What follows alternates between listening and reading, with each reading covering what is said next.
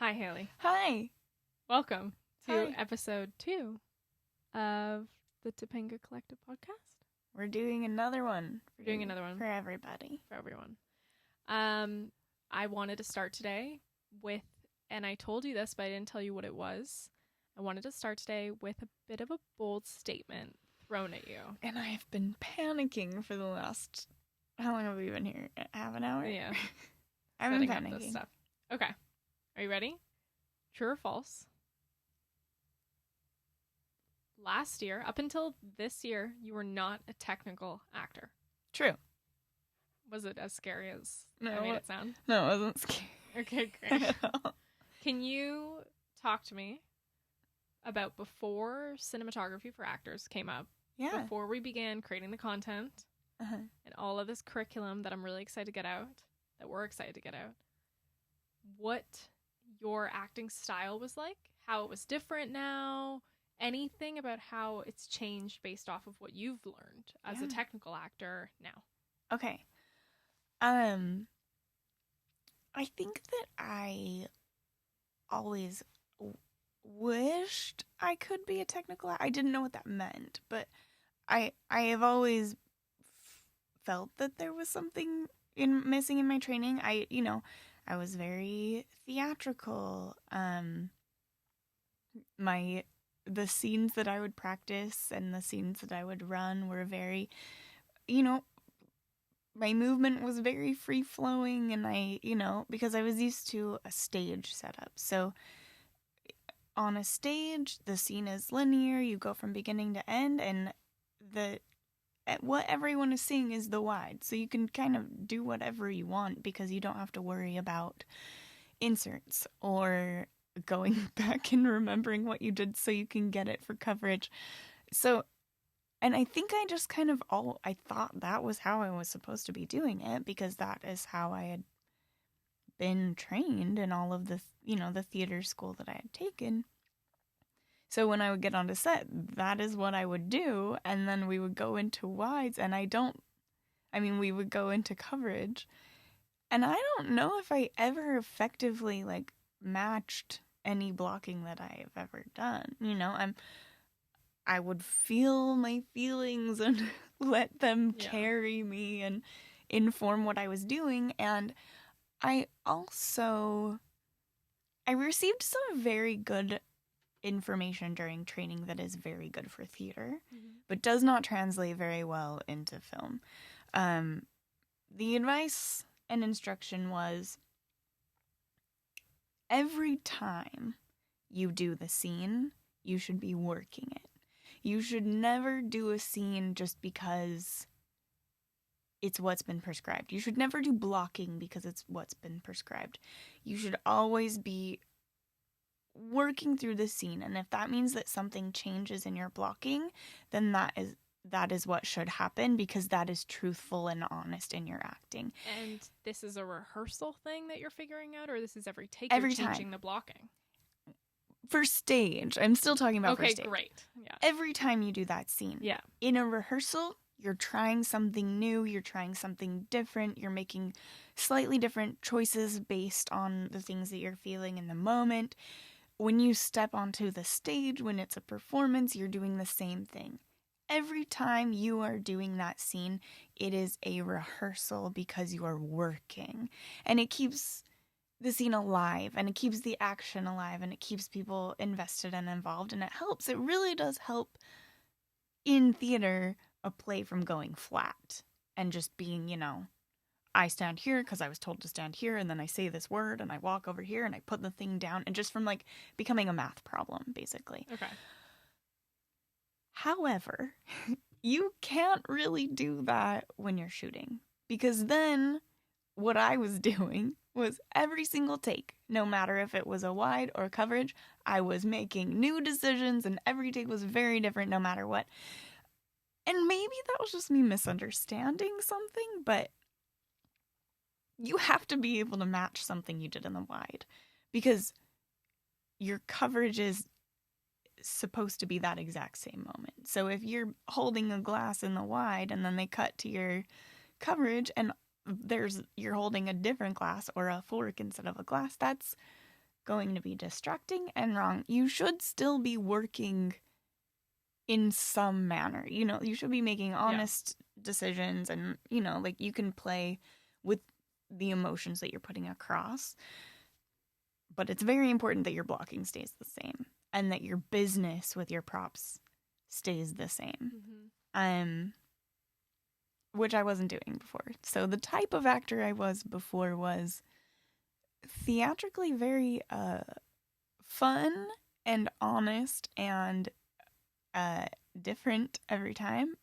As a film actor, I was just messy because I didn't know what I was supposed to be doing.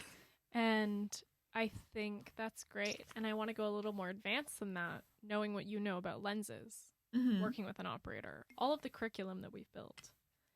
How will that change your walk onto set and working with the blocking?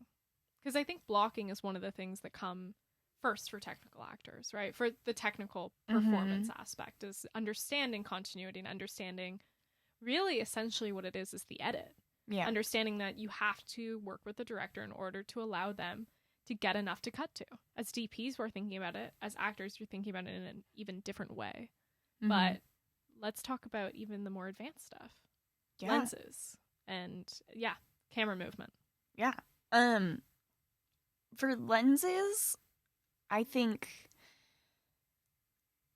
I just have a much more, like, calm kind of understanding of what needs to happen when things need to change. It used to really upset and panic me when, after a wide, we'd go in for coverage, they'd put on a longer lens, and then an operator would be like, can you not stand up so fast? Or, when you pick up that pen, I need you to do it slower, and you need to go across this, across the lens in a certain way. Across the frame, yeah. And then I'm thinking, well, that's not at all what I was doing before. That's not at all what I'm feeling right now. My character isn't in the kind of, mood to be going slower. Especially coming from a theater perspective of, like, let's really work it, as you said, right? And I wanted to, always wanted to do a very good job. I am a people pleaser, which I'm working on, but I wanted to do exactly what they were telling me, but I would internally get so frustrated because then I realized I wasn't doing what they were telling, but I was also panicking because I was like, well, that's not what I did, and it's not going to look the same in the edit, and it's going to be shit. Like, I'm not going to be able to use this later. I'm not going to want anyone to see it because I had to move slower, and people will know that in the wide I wasn't moving that slow.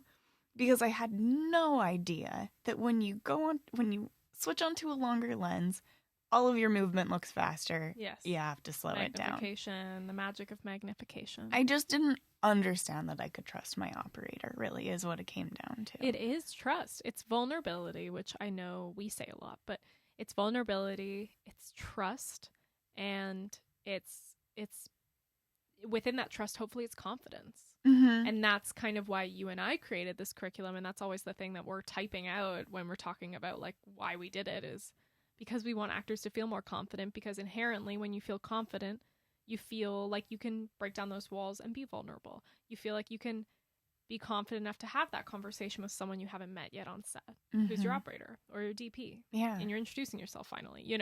It's not just like, okay, like, if I don't say anything, it'll be fine. And, like, I'll just work with the director. I don't really need to bother with anyone else. But I think as soon as you have that safe space on set built through the confidence of understanding all of the working elements happening, you can really dive deeper into your character.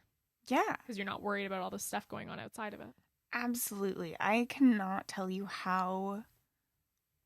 Once I started realizing that there was technical information that I did not have but needed, and then even in the very beginning when I kind of started learning it and had the information but I hadn't practiced it enough, I became incredibly stiff.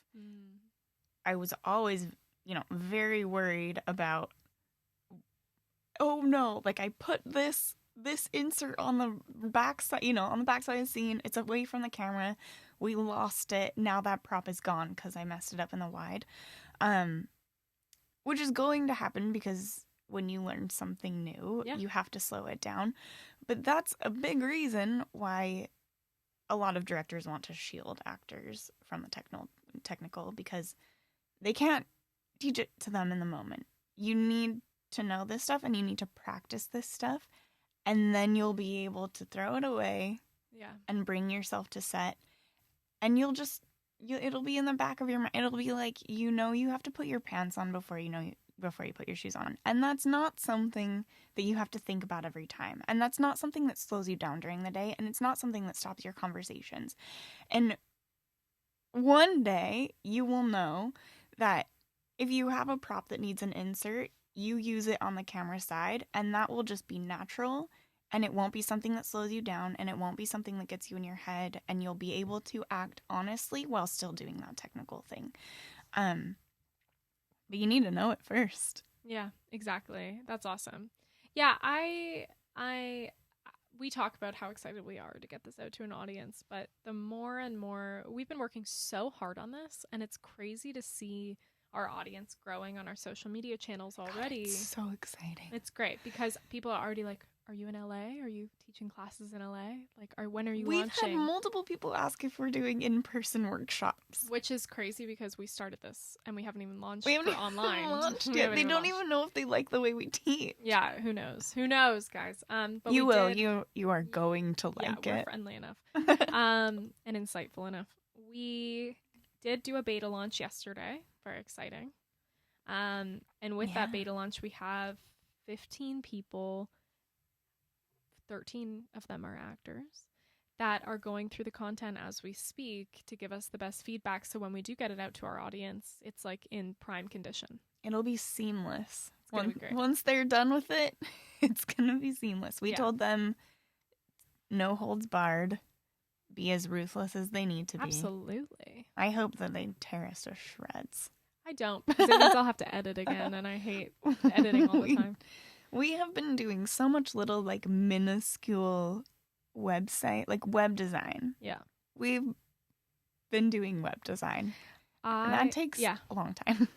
I wanted you, without using names, I thought it was a really cool story a few months ago before we really even started filming all this content about the actor we both know who used to work at the coffee shop at AFI.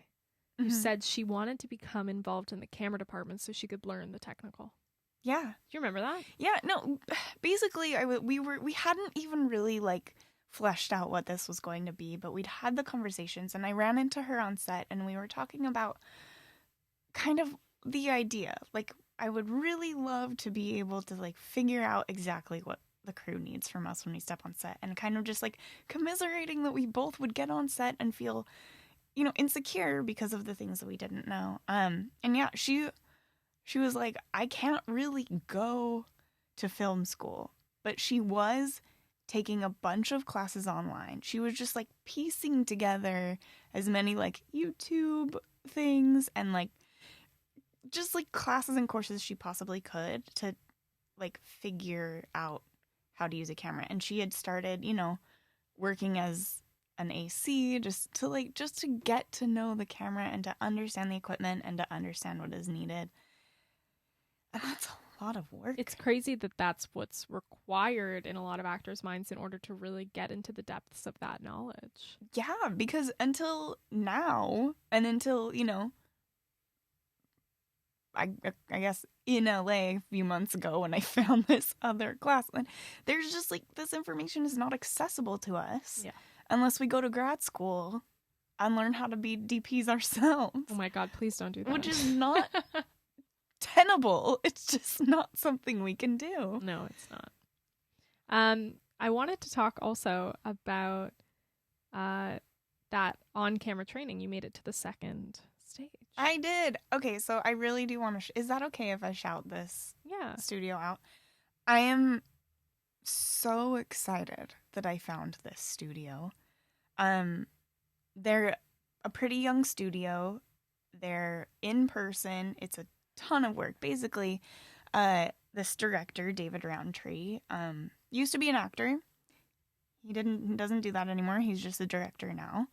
But he basically realized that actors were stepping onto set without technical knowledge. He had been one of them at the time. And he just was frustrated with working with actors who didn't know how to do blocking that didn't screw everything up. So he started this incredible school that is in North Hollywood, and every single class you go to, you are on camera, and you're on, in phase 1, you're on, a wide, and you do a drama, and he teaches about just like very basics. He teaches you about some story elements that you need to know to be able to tell an effective story, and which direction you should face when there's a camera in front of you. And he teaches about sound as well, and like the boom mic is like an issue that a lot of us don't know. We think when we're mic'd up and we're good to go, but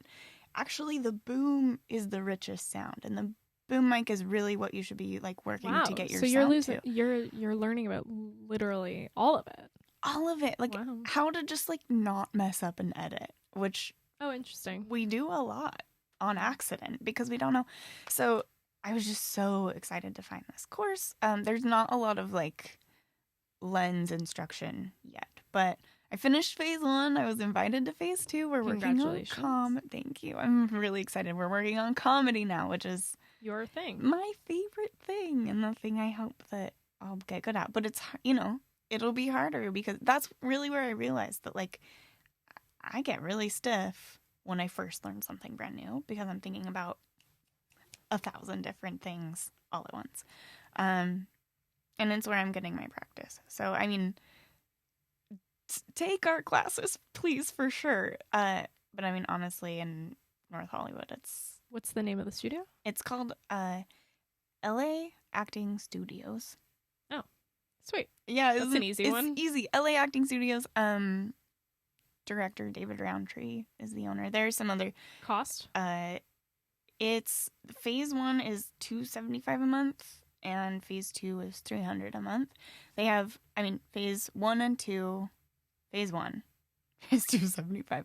Phase 2 is $300. Phase 3 and 3, and then masterclass are the other ones, and I don't know the prices on those yet. But and how many others are in the course with you? It's a class of 10-ish. Well, that's nice. I think, yeah, it's not very big. It's not very big. It can't be very big because every partnership has to have practice time basically on set. And then when we shoot, everyone has to have time to shoot their wides and their coverage. Yeah. You move fast, but it's really good practice. Yeah. And I mean, it's wonderful instruction. The only problem is it's in North Hollywood. So it's not... It's great for someone who... I apologize if you live in North Hollywood. No, that's not what I'm saying. Except it is hot as hell up there. It is 10 degrees hotter in North Hollywood than it is down here. Where would you say the majority of actors live in LA? When they come to LA? Like Burbank, North Hollywood area. Because it's a little bit more accessible. Some in Hollywood too. Hollywood is like pretty cheap, but Hollywood is also a little bit scary. Sketchier. Yeah. But anyway, no, what I meant was it's in North Hollywood, so if you don't live in LA, you don't have access to that instruction. Oh my God, yeah.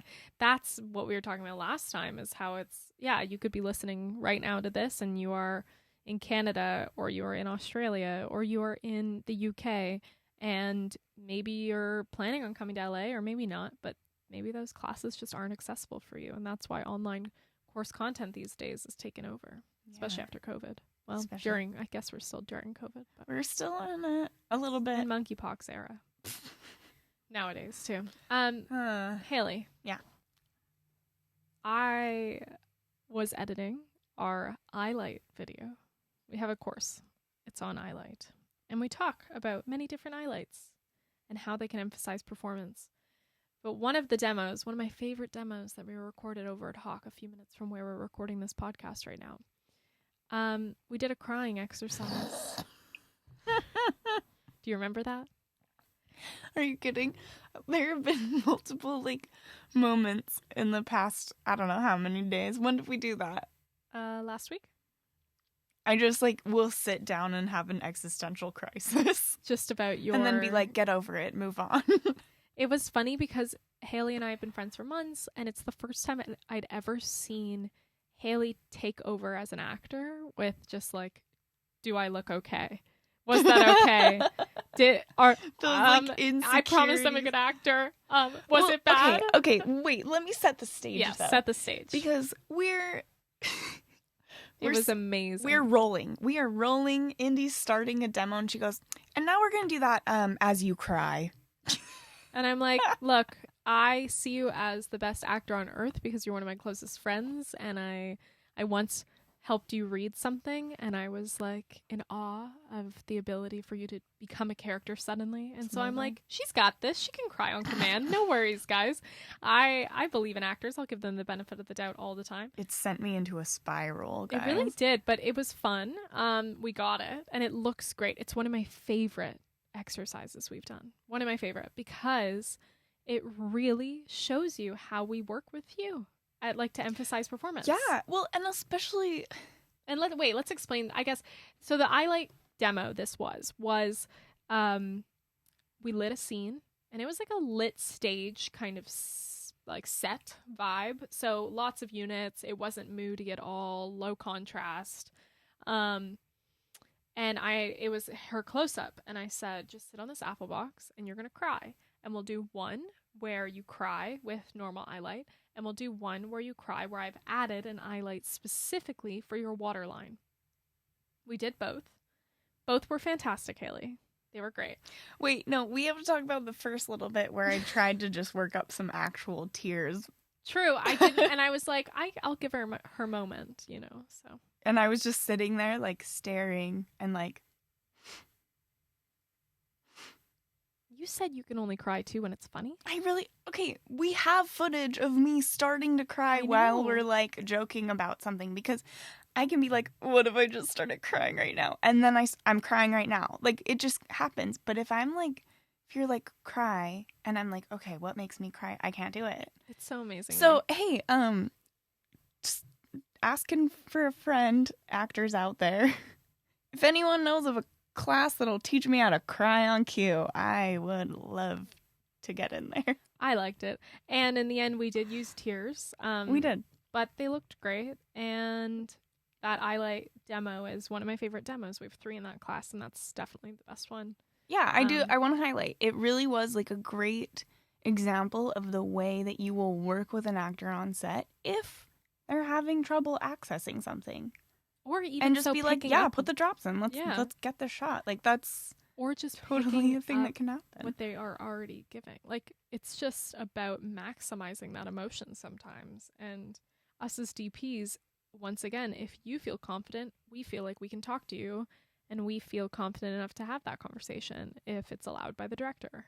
So if you've introduced yourselves to us, we already feel a little more comfortable being like, well, maybe I can get in there with an eyelight for this. You know, maybe we can set like a little kick over here, and we're not worried about like, is she going to hate that there's like a light picking up her eyes? Like, these are the things we always have to be considerate of too, you know? Yeah, like worried that an actor maybe who's insecure and like putting on a front of some attitude. You don't want to make it look like you are trying to help. They're going to be like, why are you putting that down? Do you think I can't do it? Yes. Like, which happens a lot. Guys, don't do that. Yeah, it happens a lot.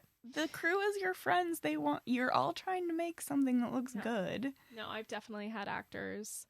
You will just be minding your own business, like not even looking at them, setting up a light, and they will ask you, is that to like uplight because is my like chin fat? Like, is that because I have too much skin? I'm like, no, like it's not at all. It's because you're going to a window and naturally off the ground there's a reflection and we're on a second story. Like, so it's just, there's different things that, you know, actors who I don't have a relationship with on set, either because maybe it's like a tight turnaround or it just hasn't really been established because based off of the directing style, if we're not comfortable enough to have that relationship, and it hasn't it hasn't been established, we can't really communicate, hey, like we can put a mark, and you know what a mark is as an actor, because like that's the biggest thing. It's like, the big saying is like, hit your mark, but there are a lot of other things to hit, and some of that is light, and some of that is turning to camera at the right possible moment, and some of them, and sure, a lot of them can be given with marks, but I don't want to overwhelm you with marks.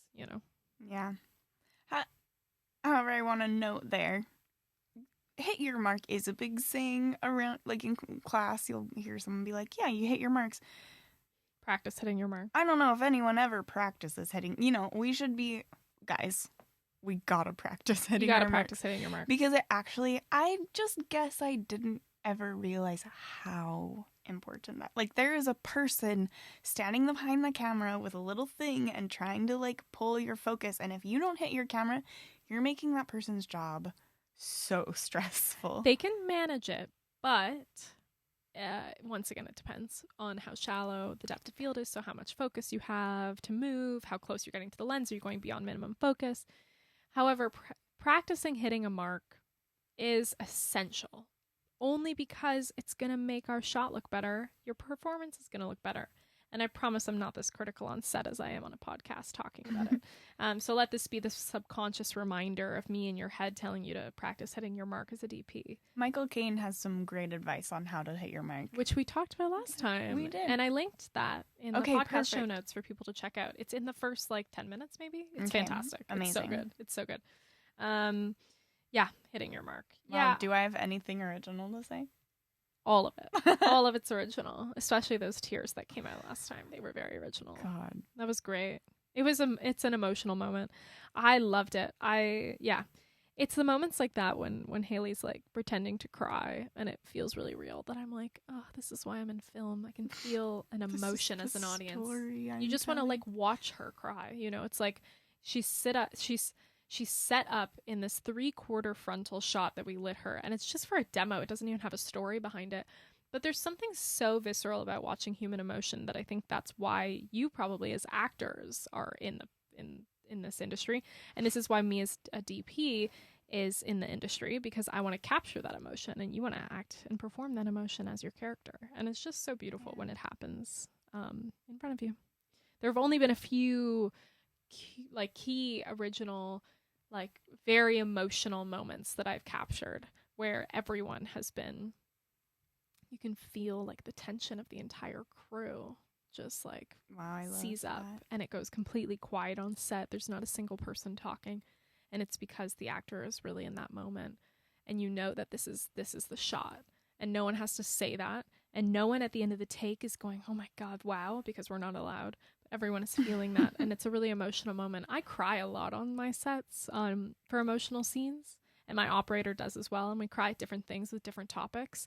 So you're succeeding if you hire us on set because the director looks over, and if we're crying because it's some inner child dad-daughter scene, and or it's, whatever it is, whatever theme you're dealing with in your shadow, that's what's making you emotional. Wiping tears and okay, let's get to it. Yes. Yeah, it really is for that moment you have to experience. And if you're able to do that without even adding music in, I mean, that's something pretty fantastic. You said you were not allowed to react after a cut? No. Why? Why? Sorry. It's not our sitting role. Here it's not as our job. an actor. Mm-mm. No. We're performing. No. Definitely not. Why? It's not a personal thing. It's a professional thing. Directors want to establish that trust. It's talked about in the Directors Roundtable too, but directors want to establish that trust with an actor, and they want to be the ones to give emotional and creative feedback. If I'm there maybe you like me on set, maybe you think I'm cool, maybe we talk at lunch, and then maybe you're not getting along personally with the director, but the director is still the director and they still have a vision and you were hired for that role. If I'm suddenly starting to react after a take, you're going to trust me more than the director. It's like a toe-stepping thing. Yes. You don't want to overstep your relationship with who the person is that's supposed to be giving you that direction. If I'm telling you it's good, but the director doesn't, and I'm just naturally saying it's cut and I'm nearer to you because the directors at monitor with sound and they had an issue and they need a second, the first AD or producers telling them they need a moment with them because lunch is late and we're going to have to call for that. Yeah. I don't want to be the first one naturally that goes, oh my God, that was amazing. And then the director comes up to you and goes, okay, well, that was great, but I think, let's take it down a little, or let's take it up a little. And I've already told you it's good. And then you're I think thinking, inherently, like, well, if you're a people pleaser, you're going to want to please me because you like me, or maybe you want me to like you, And if you're a people pleaser, you're going to want to please the most number of people on set. So maybe in your head, then suddenly you're going, okay, well, how do I do that, but also that, because that person liked that. And so if the director likes that and that person likes that, then I win 2 people and not just one. I don't know. Yeah. It just can get messy. So no. That makes sense. Yeah. So definitely not. But also a bummer in a way. It is and it isn't, though. We're not your audience. The audience is your audience. We are just the people capturing it. It reminds me of when I used to go to church and people would like do a little musical performance and my parents would be like, don't clap. You're not allowed to clap after someone does a performance at church. Wait, what? Yeah. Because it's not reverent. I've been to one particular kind of church, and that's the kind where people would finish and da da da silence, and they would grab their little pages and go back down to their seats silently. That sounds so nerve-wracking. But yeah, so no, we're not your audience. The audience is your audience, and until the movie has been made, I am not allowed to weigh in on what I feel, because I have had relationships with some directors who want me to go up to the actor and tell them different things. And I have some relationships with directors who do not want me to say anything. Even I've had a director actually. It was our first time working together, and during the take, something technically went wrong. Or I think actually an actor stepped in front of that actor's coverage. So instead of leaning back in this like extreme close-up, they decided to like lean in, even though we had that conversation. Keep your shoulders open, guys. And we couldn't see the person. And I told my director, I think maybe a little louder than a whisper at monitor. I said, hey, we should probably cut. And he was like, just give them a moment, please. Just let them move through the scene out loud. And I was like, oh, yeah, okay. No worries. mean, like, that's nice, but there's nothing you can use. No, like, but I get it. It's it. a waste of time. I get it, only because we were on such a fast turnaround that we were getting like 35 setups that day. He had no time for rehearsals. And he was like, well, they're in it. We might as well use it as a rehearsal in his head. I mean, he apologized after he cut. He was like, hey, sorry I snapped at you. I'm like, it's totally chill. But like, yeah. I didn't speak after that. I didn't speak. I never spoke again on set.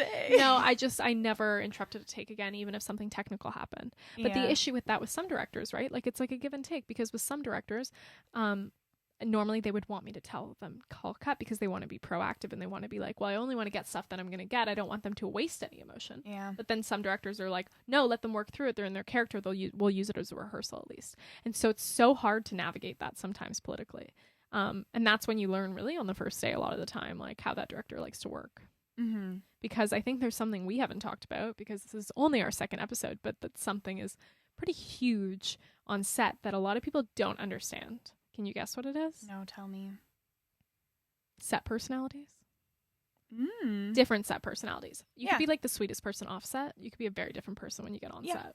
Yeah, because it's a long day. A lot of work. High stress. You gotta get stuff done. Like, you could be like sweet, and you can be sweet. Some people are. Yeah. But you also have to be efficient. So whatever gets you there. You can absolutely be sweet, but I think there are some people that are very sweet offset, and then on set you are like, oh my God, how do I work? Like, how do I have a conversation with this person? And then at rap drinks, they're like the most fun you've ever had in your entire life. Yeah. This happens a lot at festivals. When I go to festivals like Camerimage or TIFF, which I'm going to next week, is I'll always hang out with people, and then you hear like, after you've met them, you're like, oh, I just met that person. They're like, have you heard what they're like on set?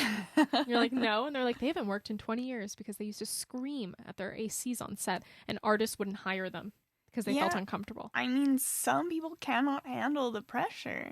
Or I think it's just like but I also think it's just like a different mentality that used to exist on set, where power used to be a reason as to why you could talk down to people. and that power structure, versus now where there's more like respect, I think, on set, and people don't really stand for that. Yeah, that's not really a thing that I've ever encountered. No, I've been yelled at one time, and it's like anyone I've ever spoken to about it has been like, absolutely not, never. Yeah, never. Exactly. So I think set personality is something that no one really speaks about. And I don't know. Let me ask you that. Is that the same with actors on set versus offset? The way they like to either stay in character, or is it like they're the same person after they call cut that they are in real life when you're going for coffee? I think what you're most likely to encounter with actor on-set personalities is there are some actors who will prefer to stay more quieter, basically. So for the most part, actors are pretty like gregarious and love to be social, but there are some actors who are all business when they get on set. So you won't really be able to have like a conversation with them. They'll be focusing, they'll want to be, and it also depends on what they're shooting that day too. Some things take a lot more energy and they need to reserve that, so they'll either stay in their trailer or they'll stay, in their chair and just kind of like not really socialize. I mean, there are egos out there. Yeah, I've heard. I've seen something fun was when I was 19. I went to Poland to shadow one of my mentors in this industry, and he invited me to the set. He was DPing, and I spent a few days with him in Krakow in the winter. They built the concentration camp out there, and we shot this war film, and as if I worked on it, but I watched him shoot this war film. And it was a $10 million budget. It wasn't huge, but for Poland, that's pretty big for bringing that money over. And there were some A-listers on it, and I'm not going to say the name of the A-lister. He would not talk to a single person except the director. And all he did, he would not go back to his trailer. He would not leave the set. He would just pace back and forth for hours. Like, I'm talking hours. He was only needed for one scene that day. He was on set with us the entire day in the cold, just pacing. Yeah, looking down at the ground. May have needed that. Like actors will do what they need to get themselves to a certain point. So interesting. Yeah. But then again, there are some also incredible actors who can come on set, be lively, be the, star of the show, making everyone laugh. But the moment that camera starts rolling, they snap right into whatever they need to be. Yeah. It's just personal styles. What's your style? I would hope that someday I could be the type of actor who gets on set and is telling jokes and then snaps right in. But I feel like that's why I'm better suited for comedy, because you can kind of go from like comedy to comedy. One comedy to another comedy. Absolutely. But yeah, if it is like drama or, horror that I've worked on, I do have to kind of be quieter. I can, socialize a little bit, but I'll need a few minutes before we start rolling. Like when they invite me to set, that's when I have to kind of start going into whatever I need to be. If a director was to work with you, would you prefer that they tell you a joke before a crying scene? Right now, at the dysfunction that I'm at, as far as crying, it probably has to be like roll the camera and we're just like joking I just have to be like, with each other, and then I can go in. I don't know, because I can't get worked up when I'm like, here are the times I can cry when I'm acting. Can you cry right now for us? Yeah, we're telling a joke about it. No, I can't, because you asked me to. Okay, got it. I thought I was going to. No, I can only cry when it's not the right moment, but I can when I'm auditioning. Oh, fun. It might be the nerves. Do you want to break down the stigma around tears on set for the people that have not seen the eyelight demo? Yeah. There's a lot of shame that I have in my body. And just like there's shame that comes out of, I think, drama school a lot of the time, because you're taught, don't don't just like pretend you have an emotion. Emoting is not something you should do. You should feel the emotions that you feel and act honestly on them. So if you're in an emotional scene and you're not feeling tears, you shouldn't pretend those, like, you shouldn't cry if you don't feel like crying, basically. And there's a lot of emphasis on, you know, getting there honestly, which is a little bit easier to do in theater because you're running the scene from the beginning to the end. You know, you're running the whole play from the beginning to the end, but the scene in particular, you're feeling the, you know, the emotions, the roller coaster of emotions in the appropriate order that you learned them. And so getting to a place of truthful tears is a lot easier than when you're on set and you shot the wide, and maybe you got there in the wide, but you're also trying to save it a little bit because you know your close-up is when they're really going to want to see tears. Yes. But then you get to your close-up and they're plopping you into the middle of the scene. And so for some actors, for me, it's very difficult to have, okay, here we are, rolling, cry. You know, I need to work up to those emotions somehow. And sometimes it's just not possible. Sometimes there's just not time. Yes. And so a lot of actors will use a cryo stick. In high school, people used to use like Burt's Bees lip gloss because it's basically the same thing. I've gotten that in my eye sometimes. Yeah. And that's painful, but it works. There's also like stuff you can blow. It's like basically menthol that you put on a little straw, and the makeup artist will blow it into your eyes, and that will make you but for our exercise, I just used some eye drops because we were lighting up the line. So I do look very pretty crying, but I don't in real life. So that's okay. So if you want to look hot while you cry, fake it. And, you know, it would be awesome. Even sitting here trying to break down a stigma and telling you that, like, it's okay. When you're on set, they don't care how you cry. They just want the tears so that they can get the shot. It's true. And everyone can go to lunch on time. You know, it sounds very, like, unartistic, but it is. Comes through in the edit, and the point is to affect the audience.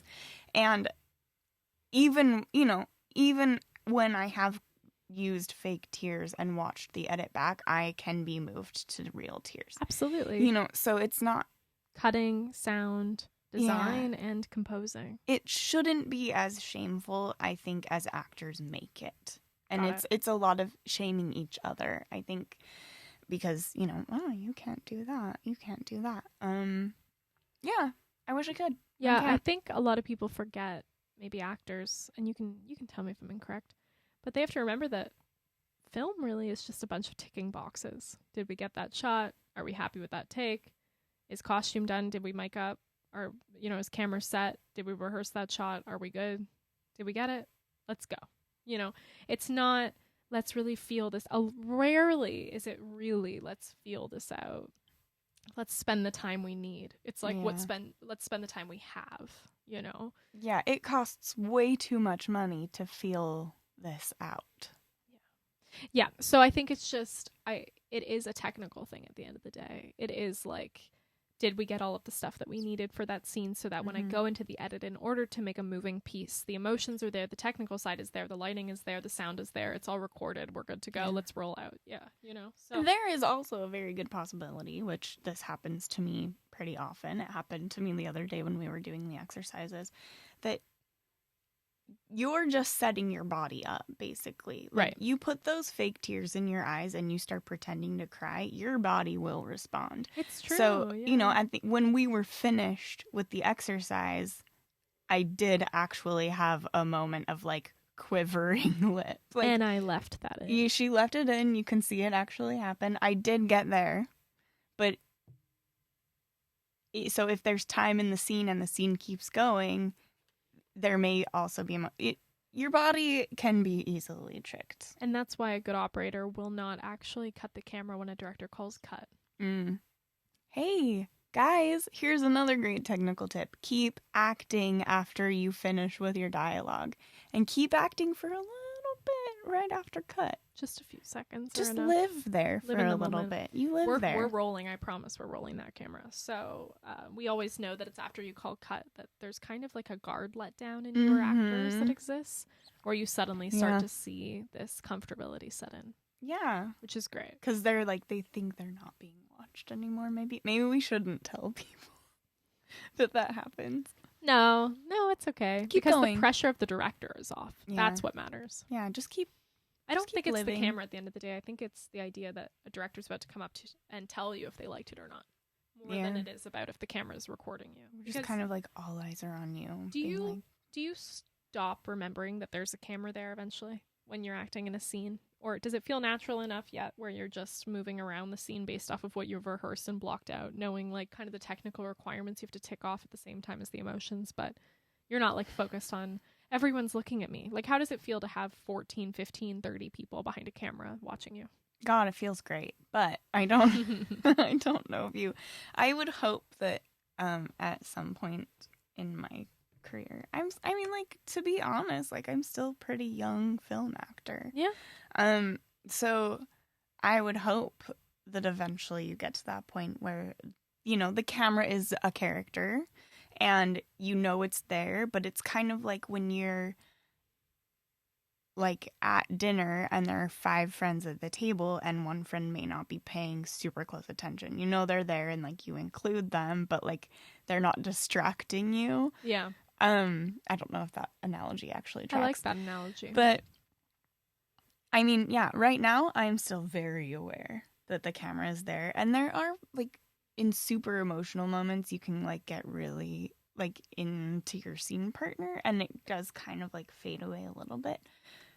But I think it's also important not to like completely lose sight of the camera, because you don't want to start ignoring it and going into like whatever your own little world is either. How do you deal with a unresponsive scene partner? Someone you can't really go into. I mean, I think that is the basically like the whole point of acting is like trying to affect your scene partner. So like you have objectives and like you want something from them. So if they're an unresponsive scene partner, that can be their character. True. And your objective can be getting their attention, changing them. Like the whole idea is like, it's not about you, it's about your partner and what you want from them. And so an unresponsive scene partner is maybe just a challenge, but why are they acting if they want to be unresponsive also? Ego. I don't know. Insecurity. I feel like I've been pretty lucky to not really come up against unresponsive scene partners. That's good. There are some actors who are, you know, young and like not really sure how to like be truthful. So, you know, they've like learned their lines a certain way and that's the way they can do it. But you can always change and keep trying to change them the whole time. And maybe that like builds some type of like flavor into the scene of like frustration or whatever. Can you tell me a little bit about the bad directors you've worked with without naming names? What that classifies as a bad director? How you define it? Bad director, I feel like, is such a the word I want to say is fallacy, but I don't know if that's the correct vocabulary. It's the director's thing, right? So like the director's job is to sew it all together. So whatever their vision is their vision, and it is your job to like help them create that. So directors have all kinds of different styles. I would say I've worked with some like very young student directors who don't know how to like ask for things that they need. They're just inexperienced. Yeah, that may be the only. I do have one in mind, and that they were very young. It was their first thing they were doing, and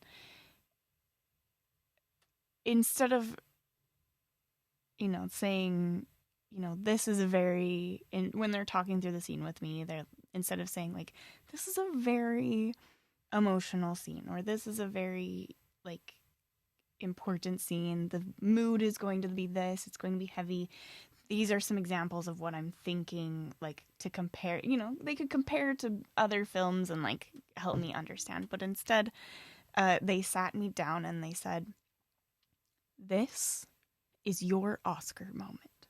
This Oh my God. is your biggest, so it was less about the story and less about what we were trying to create and more about, they were just basically saying, perform, do a really, really good job. And I can go in and like try to like build the story as much as I can, but I mean, it is ultimately the director who's kind of like forming the vision and kind of giving you checkpoints, kind of like emotional checkpoints to be like, or like visual checkpoints to be like, this is the story we're trying to tell. And this person just didn't realize that, I think. What kind of notes do you like to get for your performance? Are you on the side of, when we're talking about referencing our director's roundtable, are you on the side of hearing slower, faster, or are you on the side of hearing urgency? Less urgent, more urgent. What kind of vocabulary do you like to hear with your notes? Does it matter? For me, I think it doesn't matter. I know that actors come out of drama school and really like to hear urgency, and they like to hear, let's tweak your objectives a little bit in an effort to get an honest, quickening of the pace. I think faster is a note that I can take, and I can build my own urgency and my own, like I can go back and do that myself. Yes. So if a director doesn't have time to be like, okay, well, maybe this is a little more important at this time. If they just say, do it faster here, I can do that. I can make that I can make that an honest decision on my own. I don't need them to like tell me why as much anymore. But in the beginning, I definitely, if someone had been faster, I'd be like, yeah, but what does that mean? I want to ask you some questions. You can ask me any question. If you were allowed to just like give actors notes as a DP, dangerous territory. Do it. No, we want to know though. Okay. We want to know what you want from us. Mm-hmm. So you're not a director. I'm not a director. But you're also not on set right now. So what are some notes that you have wished you could say? Maybe one being like, don't block your partner's coverage camera. It would all be technical stuff. Uh-huh. There's something I really love that a director I just worked with did. And it was before, no matter how rushed we were, because this is the same one where we were doing 35 setups in one day. In a small room, too. Wow. It was great. Looks great. Feels great. I'm very excited about the film. It's going to be a fantastic film. But he would ask every actor to take a deep breath. We would roll camera. We would slate. He would not call action until everyone acting in that scene would take a deep breath and chill out for a sec.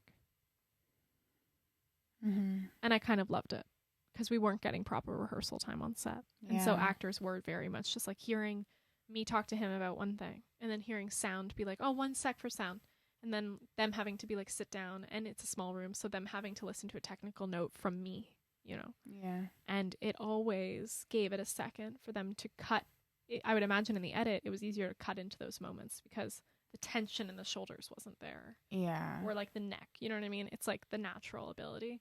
I think the things that my operator and I always talk about, because it's always like me and him on set. I've worked with him on like 30 projects, and it's always me and him on set at monitor, at camera, where we talk, and I give him notes, right? Like I give my operator a ton of notes, and that he's kind of my actor. You know, and it's kind of a fun thing to say because in the interview he did with us, Stoss, he said he treats the camera like an actor in our camera movement class. Yeah. And so I treat him like a working professional camera operator in the industry, but I guess I kind of give him notes that follow suit as to what I would give to an actor, which is a really interesting relationship. And a lot of the notes that I'm giving him that I would probably give to actors is the same thing of like, for that moment, can we push in a little more? AKA for an actor, that would read as, for that moment, can you lean in a little more to camera? For that moment, you know, can we change your eye line to be a little closer to the lens? You know, depending on the emotion of the scene. Or by the end of it, I want to be like kind of short-sighting them, which in camera language means put them on the side of the frame, give them a lot of negative space behind them, on like left of frame if they're looking right. Yeah. So, but for like a director, I would probably say to an actor, and by the end, turn away from us a little bit. You know, it's kind of giving us the same emotion. So I'm giving direction to my operator that allows me to kind of have a direct translation to how I want the performance to feel in my frame. Yeah, it's like you're like sneakily acting a little bit. Like you're like We're acting cheating for the actor a tiny bit. And I will do that an extra amount. Don't be mad at me, every actor on the planet. The director normally and I will be doing this if the actor is not giving us the performance we want. So we will be like, okay, well, we will short sight a little more. Or, okay, well, we'll move the eye line a little further away or closer, depending on what the emotion is. Okay, well, nothing needs to change about the emotion or the actual performance as long as I have higher contrast in the scene. If I change their eye line, if I get rid of their eyelight, if I go on a tighter lens, if I stop down so more is in focus, or if I open up, which is what when we talk about lenses, it's in our lens class, but opening up is letting more light in. But if I reduce that exposure through compensating with, this is so technical, but getting into a filter. But if we have less in focus, the viewer's eye, so our audience, is attracted only to the actor's face, so I can focus more on performance. So if someone is doing something distracting within the background of the scene, if there's like multiple people within it, I can open up my I can have a shallower depth of field to focus more on the performance. Or I can focus less on the performance by putting more in focus around the scene. So I hope your DP likes you, because they have a lot of ways in order to make you look good or bad. Power. I'm kidding, but I definitely would translate that. There aren't notes I give actors. They're in my head. There are notes I give my operator and my gaffer. But they could, I guess, if you were also directing, they could be notes that you... Oh, yeah. I mean, I could translate every single note I give to my operator. I could find a direct translation to how I would tell an actor that. To do it, and so nothing would need to change with And them. I bet you, which is why we created this course, Cinematography for Actors, I bet you that eventually when we get out 25 of these classes, which I feel like we should probably read out all the stuff we want to plan because it's so exciting. Oh my God, we have so much stuff for you guys. Things. I bet if actors listening to this a year from now took all of these courses as we plan to put them out, they would already be ticking the boxes that I would have given to them. Right. That every DP would have given to them. Wouldn't that be great to walk on set and see an actor do a scene and go, oh, they got great. I mean, I think it would be... I don't have to... I think it'd be less notes all around. I think it'd be less notes for a DP to tell all of their crew as well. Because I'm telling my first AC right now, like, oh, they're not hitting their mark. Just be prepared. Yeah. I will be looking during a frame. I don't operate a lot. That's why I like to not operate, is because I can pay attention to the monitor and work with the director and see how they're feeling during the take. But I can also see exactly where they're hitting their mark or not. I'm not focused on just like the four corners of the frame. Does it work? Is it not good? Yeah. You know, did I not catch something I should have? And so right now, I'm telling my first AC, like, hey, they're like a foot off their mark, so just plan to go there instead. Yeah. You know? Or I tell my operator, I don't think they're gonna look in that direction. That eyelight placement was wrong. I need us to compensate somehow. Or I tell my gaffer notes. You know, it's all of these things that I do in order to have the most control over performance based on the conversations I've had with my director. This isn't me on my own going in and being like, this needs to look great because this emotion needs to be here. You know, this is like, oh my God, for 4 months I've been prepping this scene with this director and it's not going the way we want it to go, but we have no time. How can we maximize this with our visual style? And not going the way we want it to go, meaning the actor is not performing because they're not understanding their technical notes. It's a variety of things, but it could be one of the things, if not even a technical note, but like just that scene isn't playing with the same comedy that we wanted, or the same strength and difference compared to all the other performances within that movie. Mm-hmm. And so we can change the height of our camera to assert different power levels with our character. Like I can go higher looking down to feel like they are more of a victim. I can go lower looking up to give them more power. All the classic things. And we have a lot of control as DPs over the performance. At the end of the day, you're giving us a raw performance, but at the end of the day, we're the ones fine-tuning that performance on how we're capturing it. Mm-hmm. And it's way helpful when an actor understands what each little tweak is doing, right? So that then they can I think work with you. I think it's more the overall look. Like if I started acting, now I have all this technical knowledge, which is great. But if I started acting, I would do my blocking in the rehearsal, and I would ask where my camera placement is. I would know exactly what angle it's shooting, where my body needs to be turned based off of my character. Do I want to be closed in this moment? When do I want to become open? Do I want to be dark because I'm in the darkness, of the conversation? My boyfriend's about to break up with me and I don't know that yet. And so I want to actually stay in the dark until I finally start to figure it out and I start creeping into the light a little bit, or I start opening my body up to him more to be more vulnerable towards camera because it's shooting over his shoulder. I would understand all of the things that I would have to do. I don't know if I would be able to execute all of them because I don't have that practice, but I would at least understand where the camera coverage is happening, what those angles look like, how tight those lenses are going to be or how wide. And it's a dance with light as well. How much do I want to give away versus how much do I want to conceal?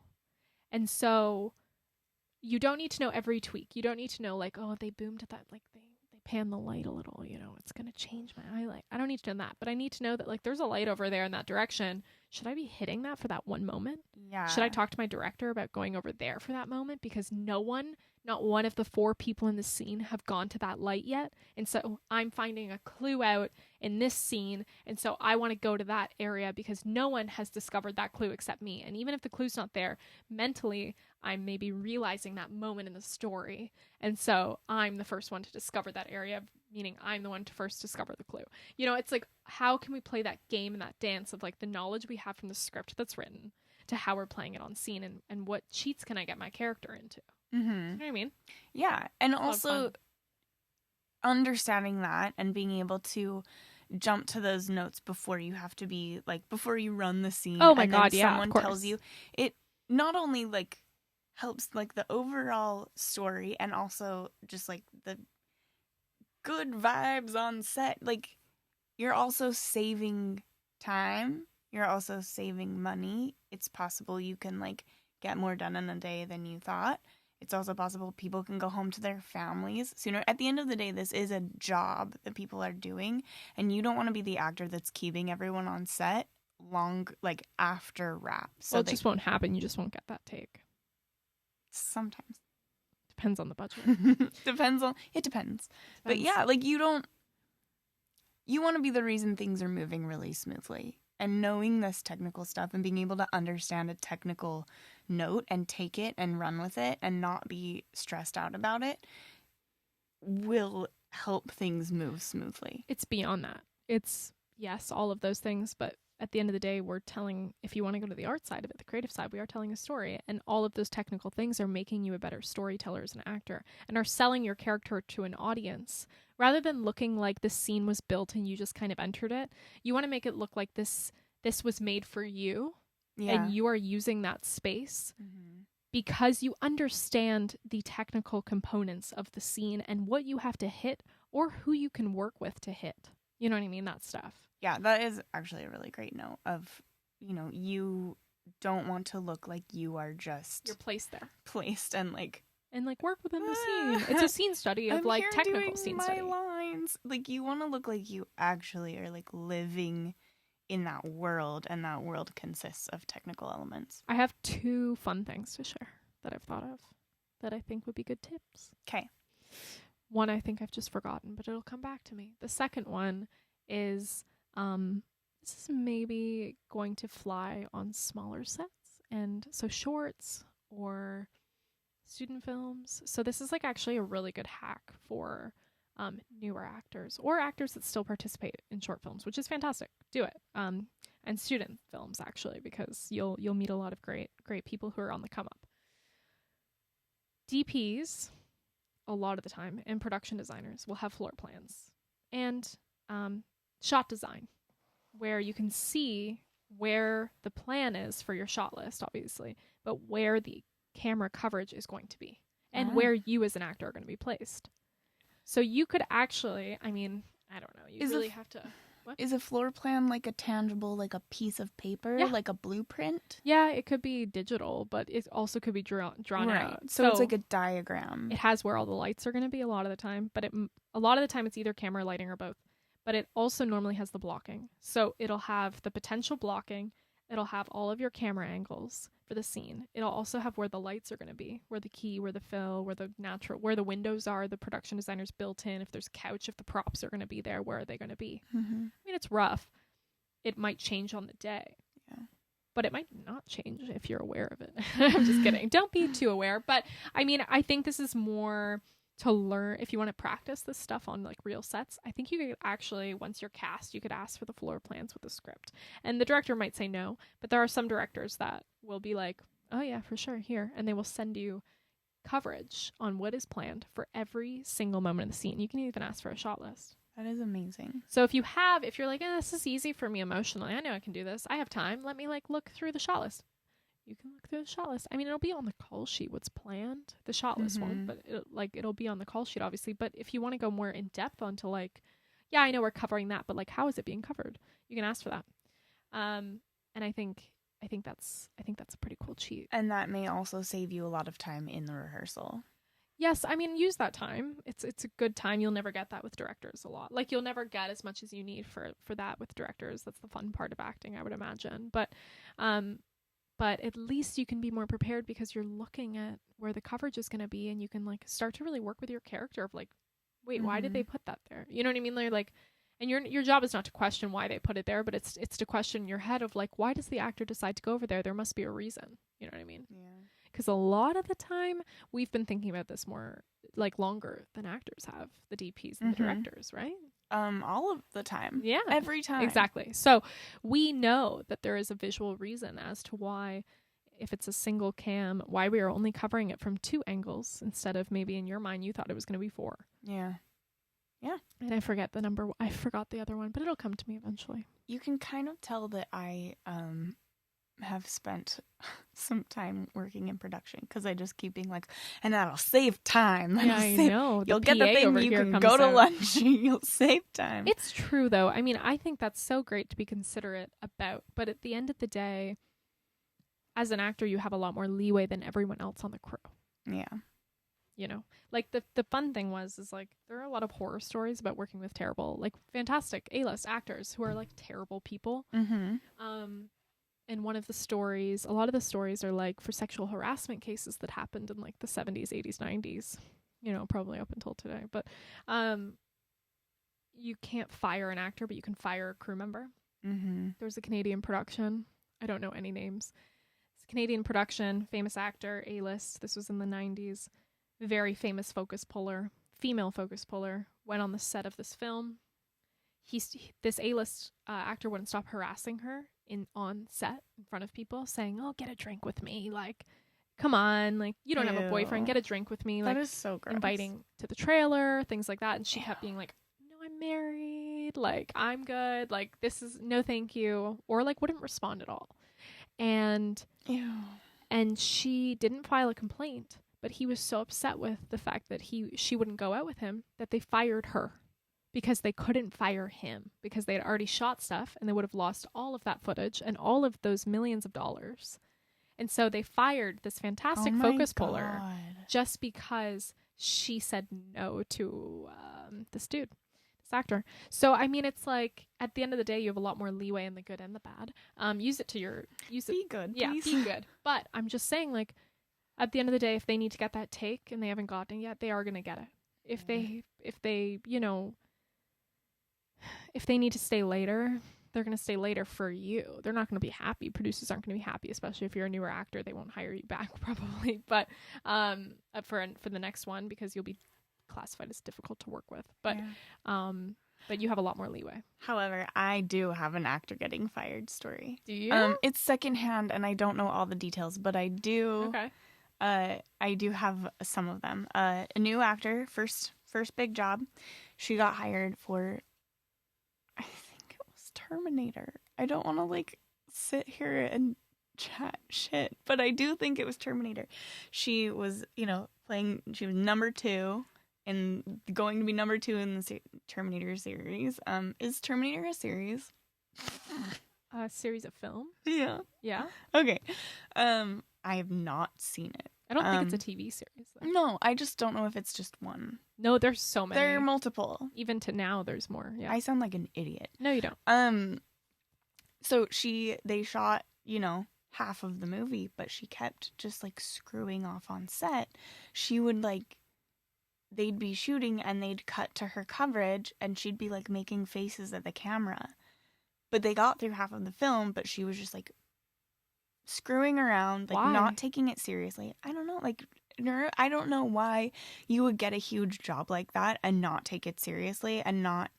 Maybe she was worried about taking herself too seriously and like interpreted that wrong and she was just wasting money, messing up shots. And they fired her, hired someone else, and reshot everything. Oh my God. So don't screw around, guys. I mean, never screw around on set. You're a professional at the end of the day. But yeah, but you do have a lot more leeway normally than a lot of other crew members. Especially as an A-lister. Especially as an A-lister. You might be an EP on something and And I don't know. It's actually hard. I can't say power. for certain that wouldn't happen today, the first AC story. I really couldn't. Yeah, it's really a shame. I mean, I think it would be tolerated a little less, but I don't know if they would fire. They wouldn't fire the actor for sure. There would be discussions though. Yeah, I could not be a producer in this industry. Wow, what a bummer. You got screamed at on set. Do you want to tell that story without names? Someone yelled at me. That's kind of all I want to say. Oh, I'm sorry. It's okay. I did something that was not actually something I did. Wait. That sounds like I'm very guilty. No, you didn't do anything. The passerby, the van, right? Yeah, we had a team that would not communicate. This is when you were PAing. I was a PA. The team wasn't communicating with us, and also I hate being they were trying to cause trouble. But they were. But at one moment when I said, "Do not send them yet. There's one more person coming that needs to go in the van." The captain looked at me. It was like a toddler. When you tell a 3-year-old no and they look at you and do it anyway? He looked at me, raised his walkie and said, "Okay, Van 8, you're good to go." And I said, "No."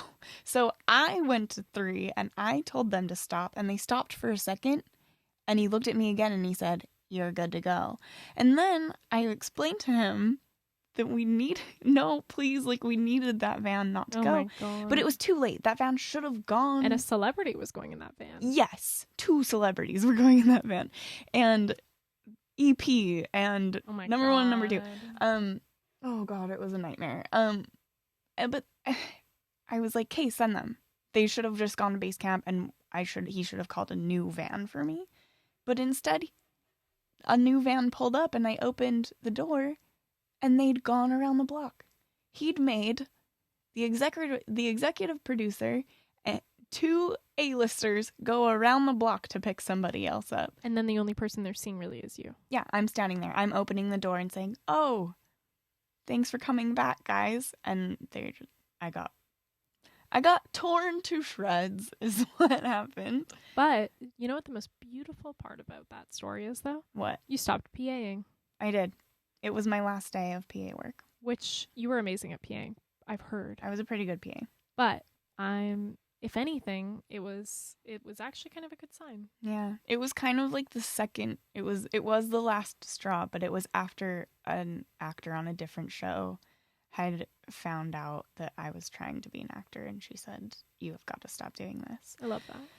And at first I was like, "You don't know me. You don't know. I need this money. I need this job. And it was a very lack mindset if we're going to be a little spiritual about it. Please be spiritual with me. I was like, this is the only job that I can have. I need to have this job. I need to be on set as much as possible and understand how things work. And I was trying to learn technical things from being a PA, which is not really possible because you're running around. You can't really stand and watch. The funny thing is you probably actually know more about set operations than I do. I mean, yeah, but not like the things that I need to know to be an I actor. know, true.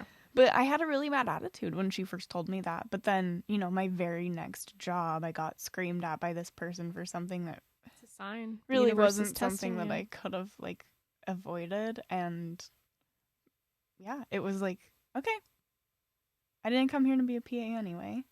True. I came here to make an incredible course platform with my friend Indiana. That is exactly why you moved from Utah to LA. That's why. We're figuring that out. Should we tell the story about how we met? Do you feel guilty that you thought I was lame and I thought you were cool? Is that why you don't believe that I think you're cool? I never said you were lame. I just couldn't believe that you had forgotten that you had a pimple patch on. Because I grew up with horrible skin, so I'm so aware of my skin a lot. Mm-hmm. And you were like, no, it was on purpose. I like left it there. Yeah, I didn't forget. I was just I had a pimple. I almost said something about it too when I just met you. Yeah, no, I was just like wearing whatever. Like I had a pimple and I didn't want to be touching it all day, so I wore a pimple patch out. That's great. And guess what? It cleared right up. Bold. That's maybe why I have bad skin and you don't. I thought Indy was so cool because she was telling us about how she lived in Egypt and was married to an Egyptian actor, actually. Yeah. And funny. You also, I don't think it was this time, but you told us about an audition you went to once. Because you were going to be an actor. What a core memory. Will you tell everyone about that? I will try and do this in a summary. And no, correction, I did not want to be an actor. I was married to an Egyptian actor at the time for fun. And for fun, I was living there for like a year and a half. But in Cairo, it's the best place on earth. And he was an actor. And I would go with him to all of these like auditions in these really, really gross casting places. Like not gross as in like creepy, but gross as in like just like dirt everywhere. Mm-hmm. And like lighting was horrible. And like they all had these like handy cams on like sad tripods. And... So they use. Really? Even in LA? Because that was crazy. There's some like nice casting offices, but some of them are really yucky. Oh my God, it was so bad. And I was like, this is so strange. But they kept asking him because I would come being like, oh, is that your girl? Obviously all in Arabic. And he would be like, yeah. And one time, there's two stories and maybe I'll tell the other one another time because it's funnier and maybe you'll want to come back for that. But this one is pretty funny. They asked me to do a slate, but do it with different emotions so they could see my different emotions. So you would have to be, so they were like, and it was like all like in like broken English. Obviously he had to translate, but he was not translating for me for some reason. So it was just this guy trying to do broken English. She was maybe like 17 years old wearing like flip flops and like Egyptian. And like, we're in this like dirty room and Ferris, my ex is sitting in the corner and they're like, and he's like, so he translates the beginning. He goes, so he's just going to ask you your name, where you're from, your height and your age. And then he will ask you to do a series of emotions. And that's all I got. And I said, okay, cool. Yeah, easy. And I'm like, you know what for the hell of it, I'll do it. You know, like I don't want to act, but like if I can pick up some cool commercial money in Egypt, that's a fun story to tell on a podcast 3 years later. Yeah. So he starts setting up his handy cam and he goes, name, age, where are you from? Indiana, Underhill, 22, Canada. Okay, we do emotions now. I can't do accents, by the way. That's not why I'm not an actor. He goes, okay, we do whatever, like emotions now. And I'm like, okay. And he goes, happy. And I'm like, smiles. And he goes, sad. And I'm like, oh. And he goes, angry. And I'm like, and he's like, really angry. And I'm like, rawr. Yeah, like not emoting whatsoever. Like not like making noises, you know. And then he goes, what did he say? He goes, oh, yeah, here it is. This is the punchline, everyone, that this happened to me in public in Egypt. He goes, choke. And I'm like, oh, all right, start choking. Okay. And so I'm like, he's like, choke. I'm like,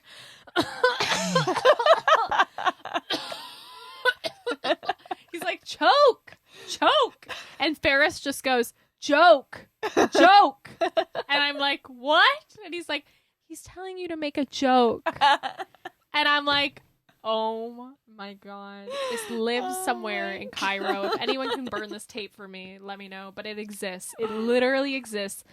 This girl choking on camera, like violently. Like I was like keeling over. Like I was really putting everything into it because he kept saying it louder and louder, like choke, choke, choke. And that was the only, besides that other story, that was the only acting experience I've ever had in Egypt, you guys. So don't hire me. It's not a good tape. But that's, yeah, so I'm a DP. Yeah, so I'm a DP. Oh, yeah. Yeah. That's... So, guys, make sure you clarify when they say I'm choke sorry. or joke. You meet this girl on Larchmont, and you're wearing a pimple patch, and she tells you this joke, and you don't think she's cool? I don't think that's possible. It sounds pretty lame. Sounds pretty lame. Shout out to Ferris. Hope you're doing well. He just got his first feature role. Good job. Well, sorry, it just came out, actually. Mm. And he's very excited about it. It's very cool to see people progress in their careers, and he's been working very hard on that. So congrats, Ferris. Love the Egyptian film industry and what they're doing. Yeah. What can you tell me, for those who haven't moved to LA yet and would like to as actors, what it was like for you moving here as an actor? What did you do day one? You got there? What happened? Oh my God, day one I got here and I thought that I had carbon monoxide poisoning. Explain. Well, I didn't have, any furniture or anything. I just moved into an empty apartment with an air mattress, and I was like scared because I had not very much money, like no money, and I didn't have a job lined up. What's no money? Like I think I had $700. Okay, and how much was your rent? $1,275. Oh wow. Yeah, I had paid it. I had paid for 2 months, so I came out and I paid for a month that I wasn't going to live there, but just so I would like have a place that I knew I could move to when I got here. And then I paid for the month, and then once my rent was paid, I had $700, and I was like, oh no, like I just had to like figure out how to make it work. But that first day, I was just like I was just like frozen and could not do anything because I was so panicked, so I just like I blew out my air mat. My best friend came with me, but I think she left the next day. Like I took her to the airport in the morning or like after breakfast. Are you still best friends? Yeah. Oh yeah, we slept on towels and yoga mats that night because I had to go buy an air mattress the next day. Like we got in at midnight. Poor backs. Yeah, it was. I don't want to think about it. It was not fun. And then the next day I took her to the airport, and then I was like, I needed a job. I had a person I could call to be like, hey, I'm in town, but like I couldn't start working, and it just was like I was just like paralyzed. There were things I needed and things I couldn't buy and like things I couldn't do. But I got this really awful headache. Like I got a migraine the first day I was in LA. And I thought it was because, and then the carbon monoxide like monitor or alarm started beeping, and it wasn't like an alarm beep, it was just the battery was dead. And it needed to be replaced, but I didn't know that. I was just like, great. I moved to LA and I'm going to die the first day because I got carbon monoxide poisoning. But that didn't happen, and I reached out to that person, and the next day she got back to me, and I was very lucky to get a job at the Writers Guild Foundation. Oh, that was the first one. That was my first job in LA. How did you get that? My friend Libby worked there. Oh. And when I was visiting one time, they had an event, and I helped out. I just like volunteered my time to help out at the event. And the woman who worked there, the woman who was the executive director, shout out Katie Buckland, she was like, oh, hey, I have a like staging, like a real estate staging company on the side. Do you want to help me with that?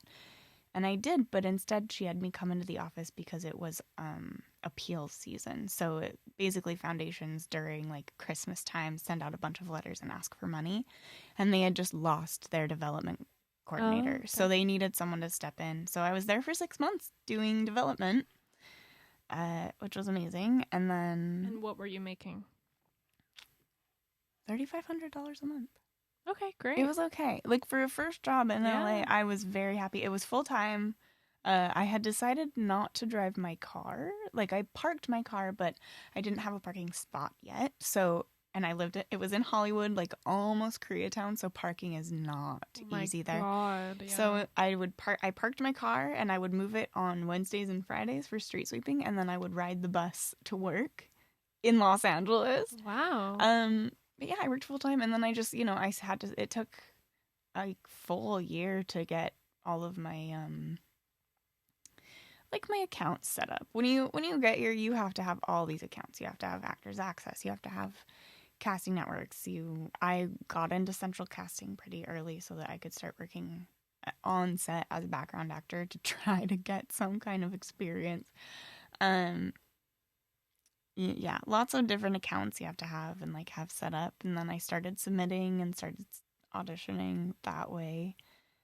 But it was slow, I didn't have any connections. I had, a small group of friends who moved here a few years before I did, but we were all still so young. They were just graduating, from AFI, most of them, and some of them had entered workforces, but didn't have, any kind of couldn't help me really. What would you say your budget was as an actor for acting classes, coaching, anything actor related membership wise at the time versus now? Has it changed? Is it the same? It's changed in a really big way. I spend a lot more money on that now. I was very resistant to, in the beginning, spending money that I wasn't making on, so I had an income, but that was for living expenses. And then I paid my Actors Access, and I paid the casting networks. And what are the amounts for that? Oh, I'd have to look at it. It's $25 a month for okay. casting, and $100 and something. I think it's $100 a year or something. Okay, got it. They add up when you have to have 5 or 6 of them, but the 2 that I was comfortable having was all I was spending. And then I didn't start taking a class until it was close to the end of my first year here. Wow. Just because I didn't feel like I had the money. I was like, well, I need to make this money working as a background actor, and then I can pay for. And then when I started, it was even kind of a stretch. My lifestyle has changed in a couple of ways that have allowed me to feel less nervous about spending money on learning to be a better actor. Got it. What would you say for actors preparing to budget out for LA, what it would cost per month for the ideal setup to be able to get all your classes in? You can round it out. Yeah, not including living expenses. I'm not even going to talk about living expenses. I literally just want to know actor class budget, self-tape memberships, reader things, all of that. I feel like I have a pretty ideal situation right now. Okay, explain it. I take 2 on-camera classes. I take singing lessons. I actually would like to start doing some improv. I'm not doing that yet, but looking into it. I have all of the accounts that I need. I'm on Actors Access, LA Casting, IMDb Pro, Casted Talent, Casting Frontier. You pay We Audition. Yeah. I feel like that's not all of them, but And what would you say your monthly budget is for it? Monthly for classes and upgrades to self-tape setup and things like that. And maintaining headshots, which I usually do twice a year, and all of my accounts. I spend $500 to $800 a month. Wow. on that. Which is a lot if you're just starting, but if not, then that's your career development. Yeah, it is. It's a lot of money. Like, if I could spend that kind of money on clothes, I would be stoked. But, No, but it's career development. It is career development. And that's, you can come here. When I first came here, I was like, I'm developing my career. But you really do have to invest. And the thing is, like, whether or not you feel like you're starting out fresh. A lot of people finish, like, acting school. Like, they get their BFA and they move here and they're like, I can do scene study with my eyes closed. Like, I don't need any more classes. It's not about that you need more training. I mean, let's be honest, we all need more training. Like, we'll need more training until the day we die. Like, you can always get better. What it's about is maintaining a muscle and being able to be constantly working so that when you get an audition that's 13 pages that's due the next day, you're not panicking because you know how to do that work. You know how to break because it down. You've been doing that work. You do that work every week in class multiple times. It's going to the gym. You pay money to go to the gym, and as an actor, you have to pay money to go to acting class. I think also you're probably missing one thing from there that I would imagine is pretty big, and it's the ability to work and learn with other people. Yeah. Because on set, if you have only, learned with a group of people through acting school, you haven't learned with 90% of the other people that you're going to encounter on set. Inexperienced, experienced, tough, easy to work with, hard to work with. More emotional, less emotional, more sensitive, less sensitive, a more technical set, a less technical set. Absolutely. Expectations are higher here. The expectations are lower there. You're going to have to pull up, for this. Like, so, yeah, that's a huge part of it, I'd imagine. Yeah. And a lot of classes are, ongoing or dropping classes or something like that. But it's not usually separated into, like, experience levels. Yes. So what you're getting in drama school is you move as a class and you grow as a class and you are scene partners with the same, up to 20 people, but you're all improving and you all have the same basic vocabulary and basic knowledge. You're getting thrown in with scene partners who are, TikTokers and have never acted a day in their life, but their agent is like, you got to learn how because we're going to start sending you out. You have to learn how to work with that and how to work well. Like we were talking about unresponsive scene partners before. You have to learn how to do that. What would be the one course, if you don't have a lot of money as an actor, that you would recommend taking? What's essential? Assuming that you're moving to LA because you want to be a film actor, find and take a technical acting course. Because I guarantee you didn't learn it at your conservatory style theater training course, and it's different. It's just different. There are actors who are like, acting's acting. Well, yes, but there's acting for film is acting plus. And we have a course program, Cinematography for actors, where you can we have a really cool starter package. We also have like a very decently priced like monthly membership that will teach you everything we know about technical. It's very cool working with Inde because Inde is a DP, you are a DP, and any question I have you can answer about technical stuff. And it's so and then if it's a question I have, you can guarantee we're going to teach it to you because I'm sure someone else has it. Yes. If you're in LA and you can afford it, you can afford $275 a month, go to LA acting studios. Do both. Please do both. Do both. We teach it all. Let's wrap everything up a little bit. And I just want to, do you have Notion over there? Yeah. I just want to open Notion and I want to take turns reading some of the classes we're very excited to have on the list. Oh my gosh, you guys, we have so much exciting so many stuff things planned. Okay, yeah. Should we go just top to bottom? Yes, once I connect to the internet. Shout out to Instagram. Eli, who's our social media manager, but has also kind of become just like our Go-to guru. He's like our tech guy and also kind of our project manager a little bit. He built us the most beautiful Notion. Yes. That we use Notion for everything now. Yeah. I could never build one myself. It's way too intimidating, but he did the most beautiful job. It's so easy to use. And now we're referencing it. And now we're ready to reference. Okay. Why don't you start us off? Okay.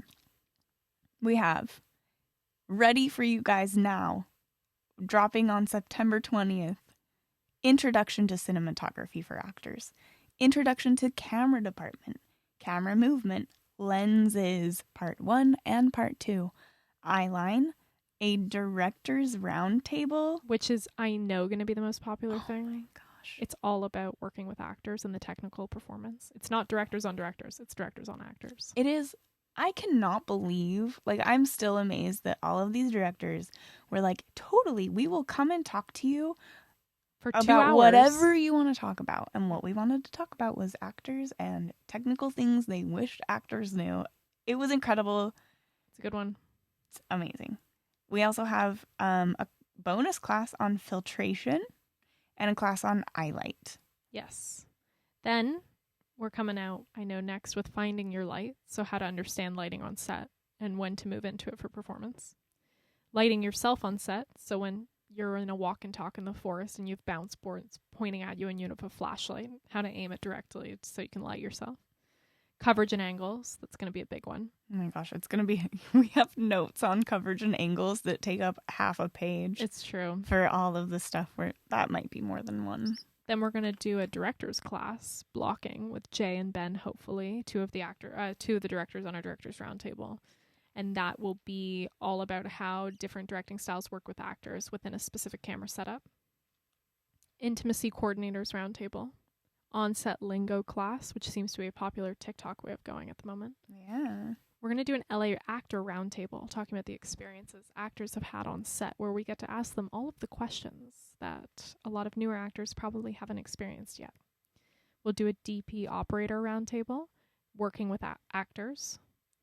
Actor-director roundtable, where actors lead the conversation and they get to ask questions in a safe space. Do you want to take us off, Haley? Yeah. Then we have a class on the long zoom, which I'm so excited about because I have no idea what that is or what it means. So I can't wait for Inde to teach me and then to teach you. Working with a dolly, which can be daunting. So this will be some great info for you. We're going to do an eyeline bonus. Jay's coming back again, and this whole class is going to be taught during a dinner scene. Yes, how different actors should understand different eye lines when they're having to look at different people talking within a dinner scene. We'll also have a discussion with a friend, Todd. He is a kind of a big musical theater actor. So we're going to discuss moving from stage to screen. He now works at Hawk with Lenses. So and has a very popular podcast as well. He's moving and grooving. So we will talk about that with him. Then Goldie's coming back again. One of our directors, David Goldsmith. He is going to do a workshop with improv. He's involved in a lot of comedy and came up in improv, and he wants to teach us how to improvise while working with camera. So yes. how to do an improvisation basically without screwing up the shot. How to adapt to the technical requirements of the scene while still living in improv world. Yeah. And that'll be with live DPs, multicam.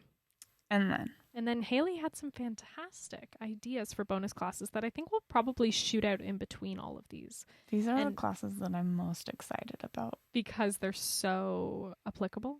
Do you want to talk about the concept of these classes? You have 5 of them here, 4 of them. Yeah. So we know if you are taking our classes online, you either don't live in LA or you live in LA and just don't have access. Getting access to gear is really difficult. Or you really just want to difficult. take our classes. Or you just want to take our classes. But regardless, getting access to gear, even in LA, is very difficult. Gear is expensive. So we're showing you all of these classes and all of these practical exercises with gear. And you may be thinking, well, that's great when you have the gear to practice with, but I don't have anything. So we have 4 incredible classes lined up for you. 1, how to practice without gear, focal lengths. We're going to teach you exactly how you can get really comfortable in different focal lengths on different lenses without ever touching a lens. 2nd, how to practice without gear, blocking and coverage. So, kind of hard to practice blocking and coverage if you don't have 3 cameras, but we're going to show you how to do it using no cameras at all. How to practice without gear, eyelight, and how to practice without gear, camera movement. It's going to be exciting. I like this because this is all Haley's creation and how it really applies to the actor's world. So these are some things that we're looking forward to, as well as what you should be looking forward to when we launch on September 20th, because when you get a membership to our school online, that will give you unlimited access to all of the classes we release. And we hope to release at least one a month starting in October. So we have 8 already, and we will have many, many more, as you've just heard. Thank you guys so much for listening to us talk about all of the actor and cinematographer worlds that you never knew existed. When else do you get to hear an actor and a DP talk for 2 hours together? Yeah, when do actors and DPs make friends? Now, they do know. Thanks, now Haley. We do. Thanks, Indy. Thanks, Haley. Thanks, you guys. Okay. See you on September 20th. Yes, make sure to sign up on our Instagram link in bio for a 40% off launch code. Oh my gosh. That can be used. It's going to be great. That's Can't great. wait. Bye, everyone. Bye, guys.